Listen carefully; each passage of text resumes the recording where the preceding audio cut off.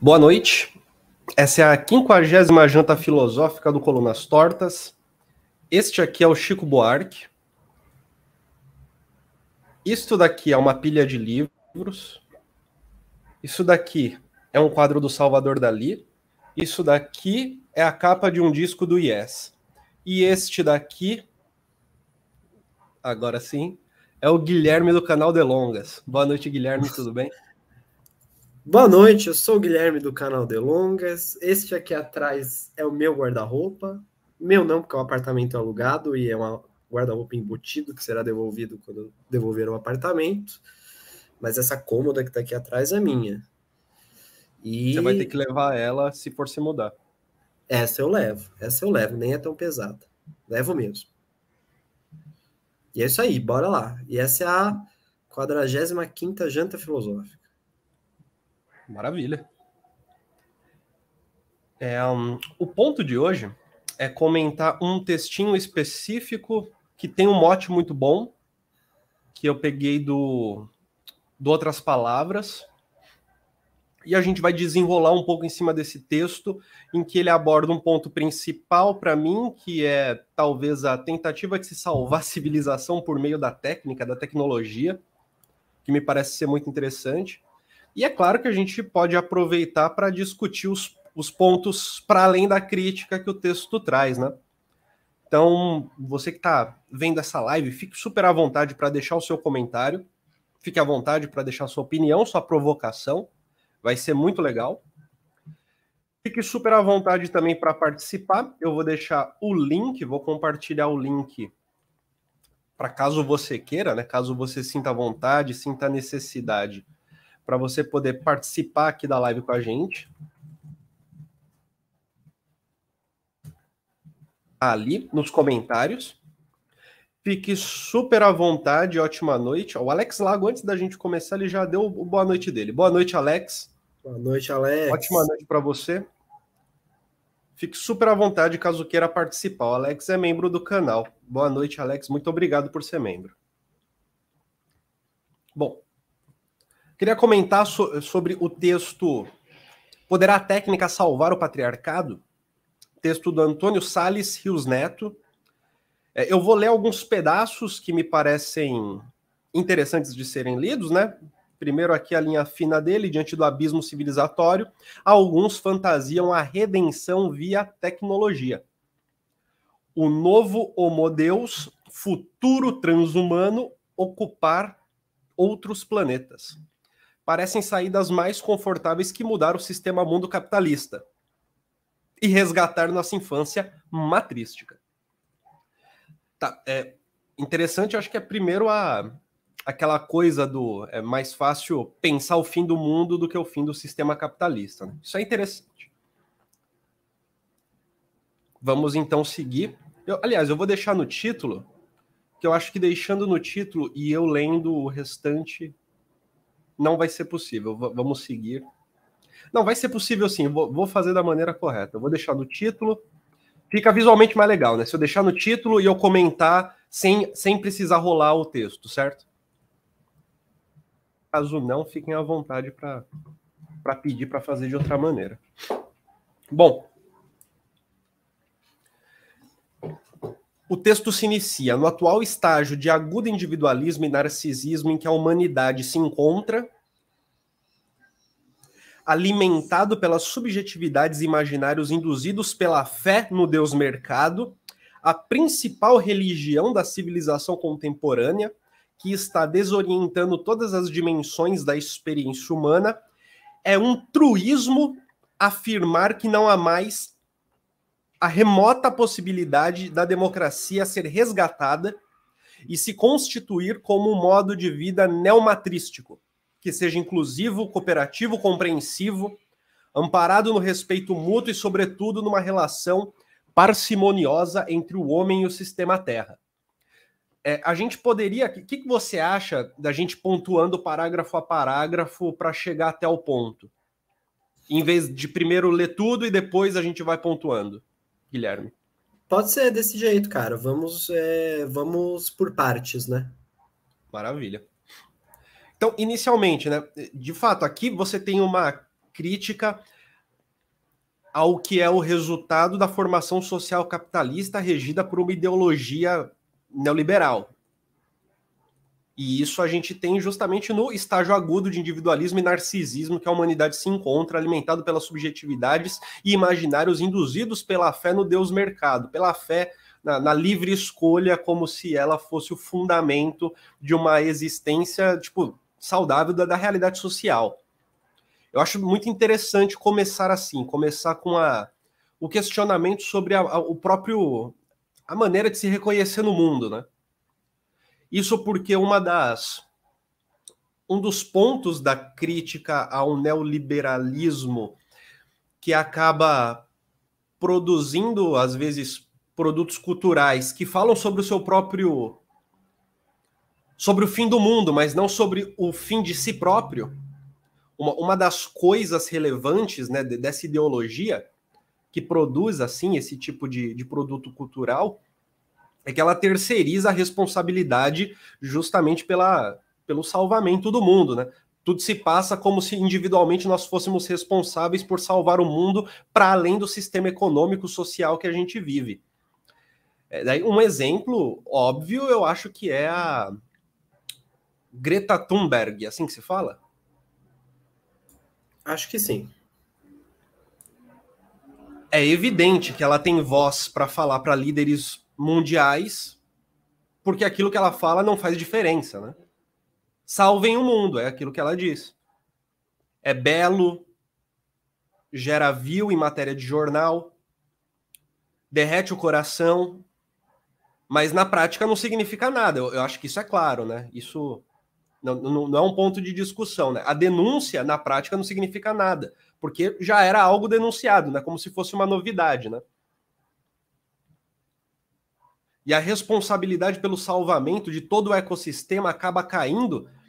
É interessante isso, mas na ponta cai em reciclar o lixo, cai em você tomar um banho mais curto para usar menos água, em elementos do nosso dia a dia que, no fundo, não tem muita relação com, de fato, o problema, né? Afinal de contas, no Brasil, por exemplo, a maior parte da água não é utilizada de maneira doméstica, né? Na indústria.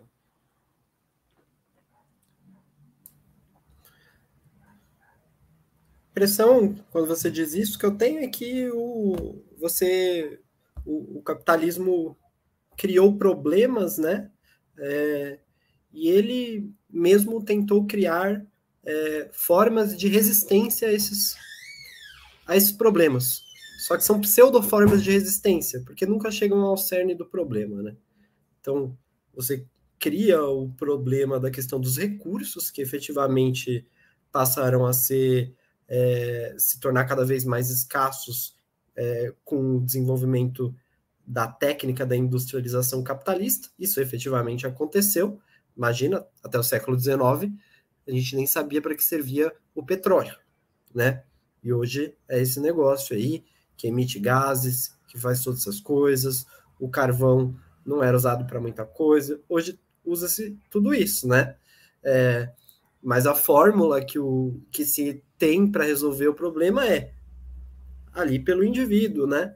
Pelo indivíduo que nós mesmos, de alguma forma, criamos esse indivíduo e vai ser por ele, através dele, através de seu discurso, de seu mérito, de sua individualidade, que nós vamos apresentar aqui as fórmulas possíveis de o que a gente pode talvez chamar de resistência sistêmica, já que usou tanta palavra sistema aí, ou seja, uma resistência que se conforma ao sistema, né? Eu acho muito interessante também, porque as propostas, esse tipo de proposta faz com que a estrutura ela não seja questionada. E na medida em que ela não é questionada, tudo se passa como se o modo de vida numa formação social capitalista fosse natural. É interessante isso, eu não sei se você concorda comigo, Guilherme, e isso é extremamente restrito que eu vou falar, mas tem a ver com a retórica ANCAP de internet, né, que o capitalismo é troca. Ou seja, é só a relação social mais básica e mínima, a troca. o intercâmbio, né? Que aí, se a gente for para um lado mais metafísico, não, mas se a gente ultrapassar as fronteiras da economia, como nós a entendemos hoje, a gente pode dizer que a troca linguística, a comunicação, que qualquer nível de troca é o capitalismo e é a natureza. Se combinam, né? Se combinam como se fossem a mesma coisa, porque é o mesmo movimento. Tudo se passa como se isso fosse natural. Tanto assim que os primeiros teóricos em torno da questão econômica capitalista, que ainda nem se podia chamar de um capitalismo, mas de um mercantilismo, eles eram os chamados fisiocratas, né? Porque eles elaboraram uma teoria segundo a qual o sistema de trocas, né, de um capitalismo ainda que incipiente, ele coaduna com a própria experiência humana, da natureza humana, né? Por isso que eles são fisiocratas, porque é tentar buscar no sistema de trocas próprio de uma sociedade de mercado elementos que seriam efetivamente físicos, fisiológicos da natureza, né? E a gente entra naquela pira hoje muito frequente que é a figura do político que tem participação política, mas cuja participação é justamente para retirar a presença do Estado como um gestor e deixar com que a liberdade faça com que as coisas se organizem por si só, né? É a antipolítica, é quase assim, é a anti... entende o que eu quero dizer? É a antigestão, é a antigestão. É a melhor gestão possível na medida em que a gestão que é a causa do problema, né? Sim. Continuando no texto. O fluxo dos acontecimentos nos diz que, no curto e médio prazo, o contrário é bem mais provável. A tendência é a de que a civilização poderá se afastar ainda mais da democracia, uma vez que as poucas expressões de modos de vida democráticos que ainda existem, representados pelos remanescentes de povos originários e de culturas ancestrais em diversas comunidades espalhadas pelo mundo, estão sendo desagregadas e sistematicamente destruídas com a globalização do padrão de comportamento patriarcal da lógica tecnoeconomicista. Não, calma, pera, calma. Comenta aí primeiro que eu vejo. O meu primeiro comentário é há um ponto aqui que nem é muito um comentário sobre o texto, mas é do uso representados pelos remanescentes de povos originários e de culturas ancestrais.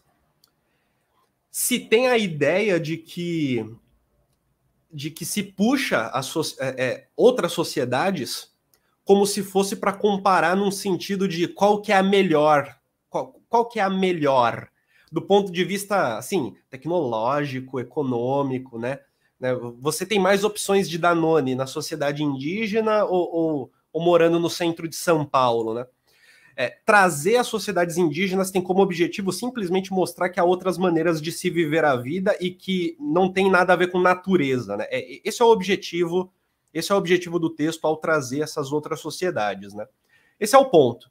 E é relevante e é objetivo, sabe? E isso é uma prova, a existência de sociedades indígenas, onde a gente consegue observar o seu funcionamento, é uma prova empírica de que a formação social capitalista não produz relações que são naturais. Porque se fossem naturais, não seria ela que produziria, né? Pelo contrário, ela seria o resultado da vida sendo fabricada, tipo, sozinha, né?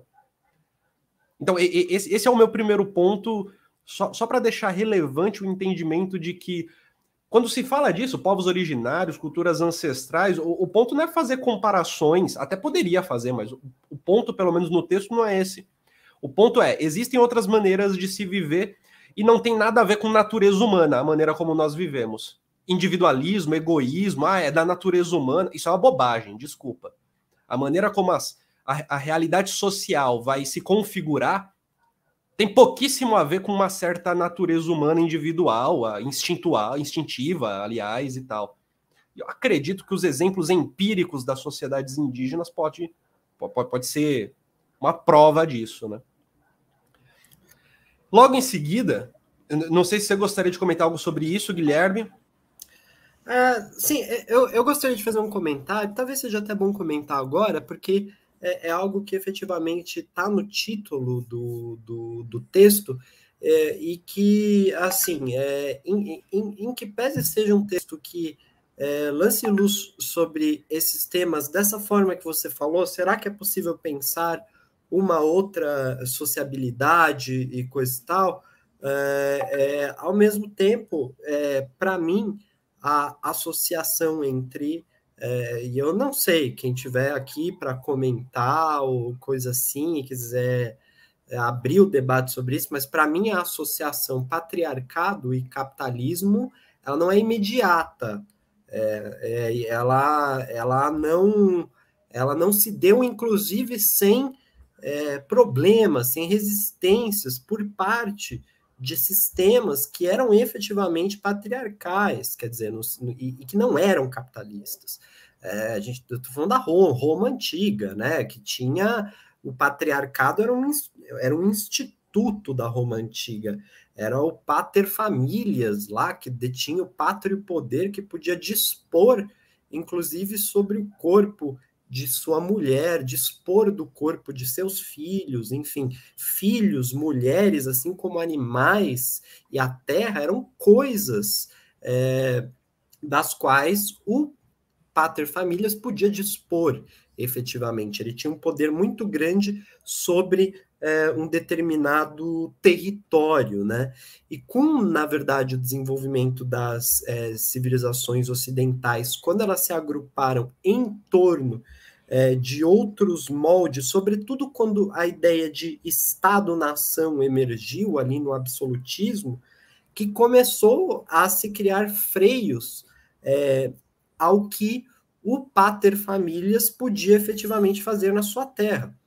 Ou seja, o pater familias não pode agora agir da mesma forma que ele vinha agindo, porque a lei não vem mais exatamente do que ele diz. A lei vem agora de um Estado soberano.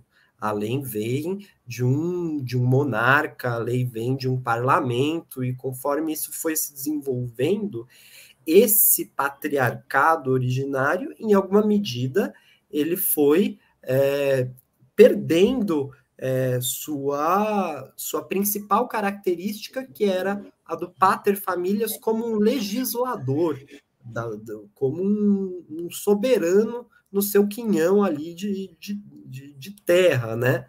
Então, eu acho que essa associação patriarcado, o que eu acho que o capitalismo fez é que ele pode ter absorvido algumas formas do patriarcado que de alguma forma foram interessantes para ele, né? Então, por exemplo, você fazer com que as mulheres façam dupla jornada, recebendo apenas por uma, né? Ou dispor dos corpos das mulheres, mas agora na forma de produto, de marketing, de propaganda, ou mesmo de cafetinagem, né? Então, eu acho que algumas formas, sim, foram absorvidas, mas essa associação tão imediatista, como se o patriarcado tivesse nascido junto com o capitalismo e que superar o capitalismo seria superar o patriarcado, assim, de pronto, eu tenho minhas reservas quanto a isso. Eu concordo plenamente. Comportamento patriarcal da lógica tecnoeconomicista.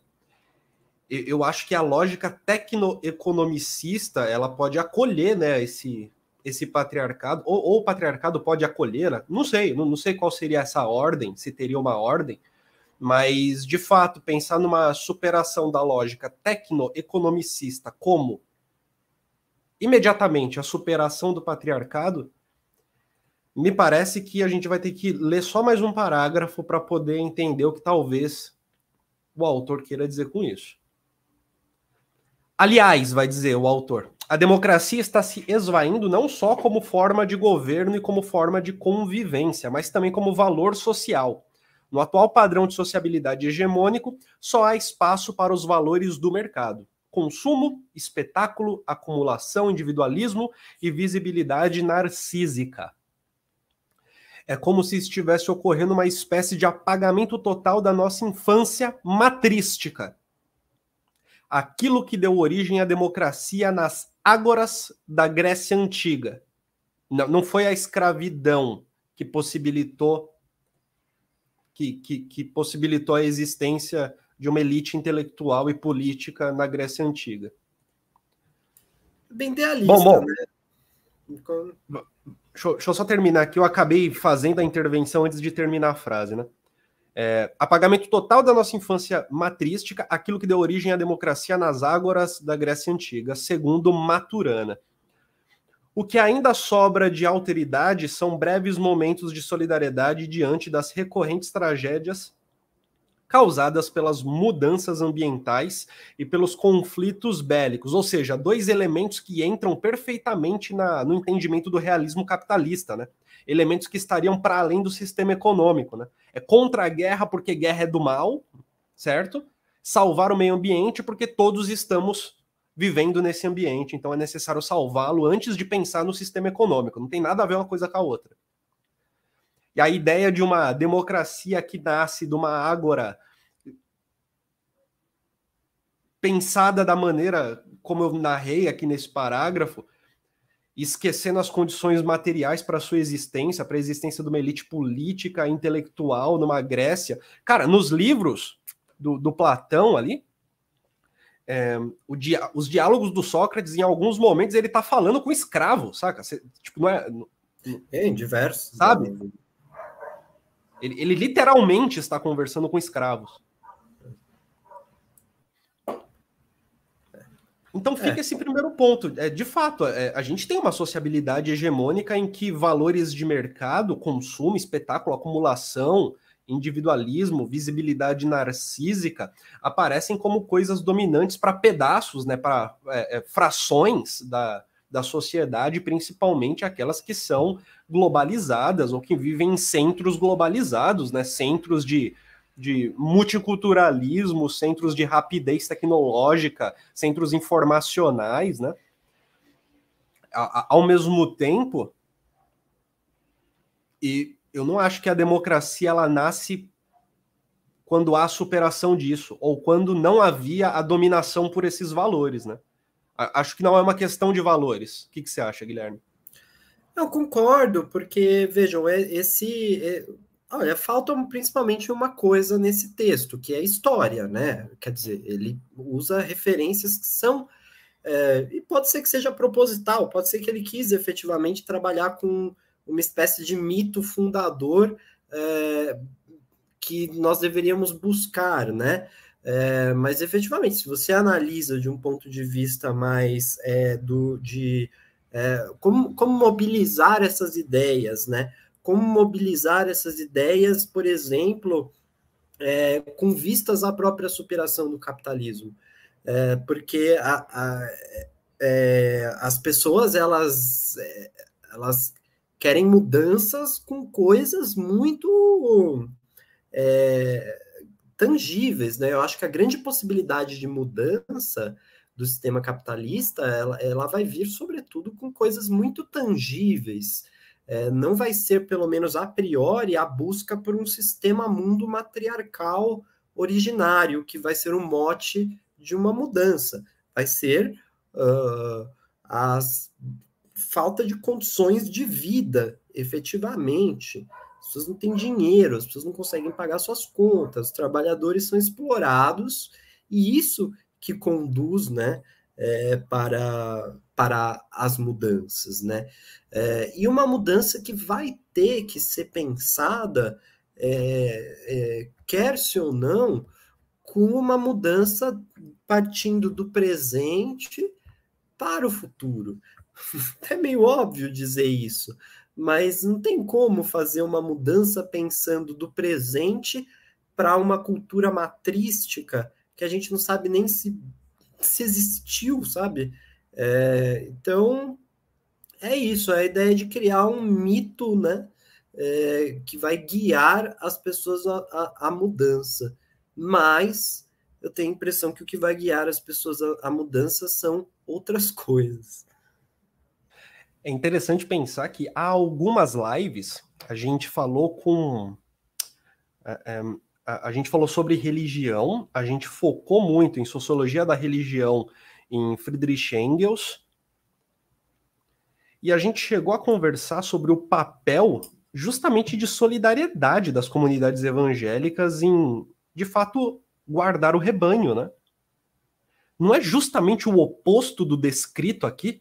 Justamente o oposto disso? E, tipo, eu não estou dizendo que essas coisas não convivam, mas consumo, espetáculo, acumulação, individualismo, visibilidade narcísica. A gente não está falando justamente o oposto em diversas ações no nível de base que são feitas, inclusive dando este exemplo das igrejas evangélicas, mas também das igrejas católicas. O padre Júlio Lancelotti é um exemplo super famoso, né, disso. E o importante de se pensar sempre a questão das comunidades evangélicas não é que elas estão crescendo porque elas estão convencendo pessoas tolas e inocentes de que um Deus existe e de que elas estão mexendo no coração especificamente dessas pessoas. Não.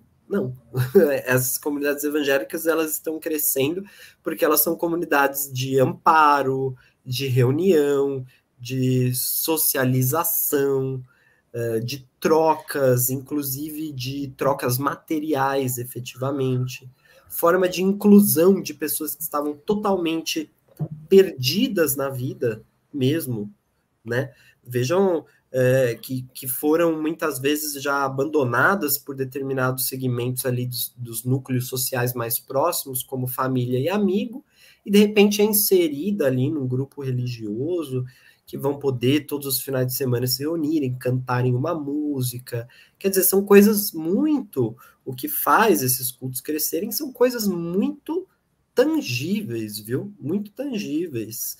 É toda uma experiência de compartilhamento de uma vida em comunidade que efetivamente foi se esgarçou na vida dessas pessoas, né?